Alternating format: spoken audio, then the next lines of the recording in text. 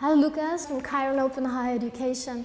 Thank you so much for having us today and giving us the chance to talk to you. There are 62 million refugees worldwide.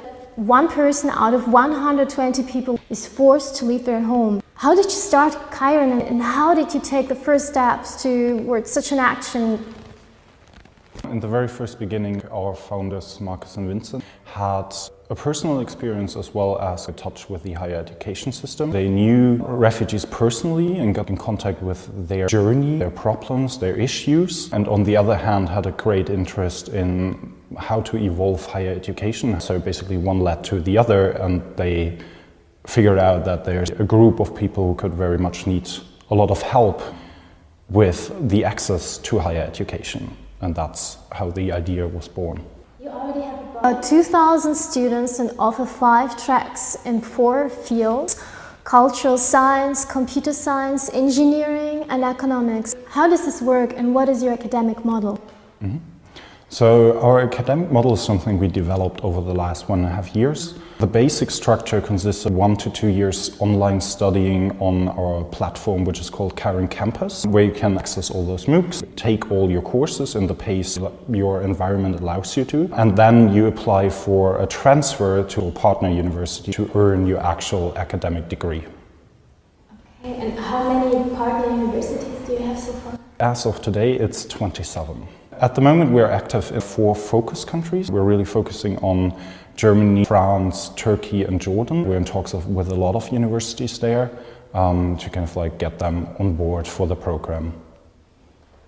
Your crowdfunding campaign was in November 2015. What happened since then? I think our crowdfunding campaign actually drew a lot of attention, at least in Germany. We had a very big start at the beginning. We started with a platform that was giving access to those MOOC courses for the students. And since then we actually learned a lot, because we have a very diverse group of students. They have very different individual stories, personal backgrounds, also very different issues. We learned a lot from that and figured at some point that just aggregating MOOCs isn't enough. It's one side to kind of like work on the academic model to improve your curriculum, and then we figured out that it's actually also important to have a lot of support systems. A counseling service, if you have personal issues that are a little bit more serious and have to be addressed in private, but also mentoring, for example for corporates, giving career advice for how to implement yourself into the local host community in terms of like a business kind of way. In 2016, the biggest focus was to develop those 2 parts of Kiron, the student services and the academic model, and now, to kind of continue that journey.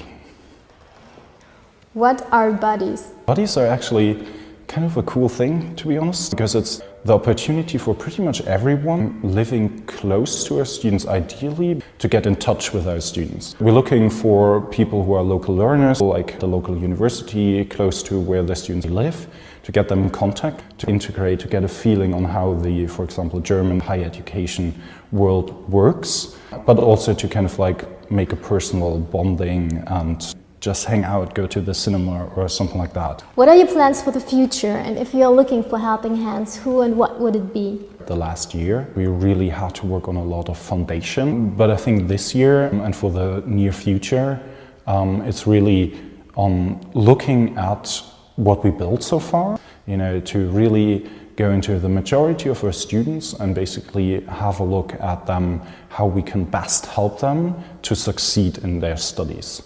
And then obviously as a result, our big proof of concept, our big goal is to actually transfer students to university. We are working really hard towards our first transfers. What would you recommend the people who want to start a similar project, and which steps should they take in order to organize themselves?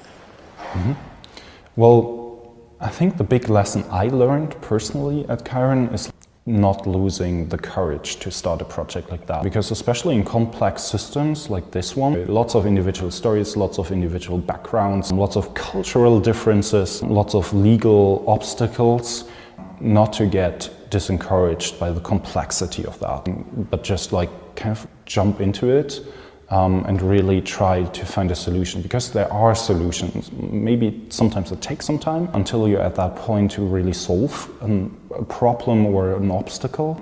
But I think that's the most important lesson I learned personally, not to lose courage. If you have a great idea, chase it.